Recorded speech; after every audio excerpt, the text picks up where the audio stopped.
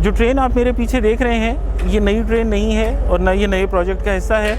ये वो ट्रेन है जिसको सुप्रीम कोर्ट के अहकामात पर अभी जो साबिका वज़ीर रेलवे हैं शेख रशीद, उन्होंने बहाल करवाया था। एक बहुत ही महदूद फासले के लिए इस ट्रेन को सर्कुलर रेलवे का नाम देके बहाल किया गया था 22 साल पहले। और अभी इस ट्रेन को जो है वो अब रोक दिया गया और अब हुकूमत ने कहा है कि वो इस पूरे प्रोजेक्ट को नए सिरे से शुरू करेगी, इसको रीवैम्प करेगी और सर्कुलर रेलवे का वो प्रोजेक्ट जो गैर फ़ाल हो चुका है, जिसका ट्रैक ख़त्म हो चुका है, उसको नए सिरे से करके वहाँ पर इलेक्ट्रिक ट्रेन चलाई जाएगी।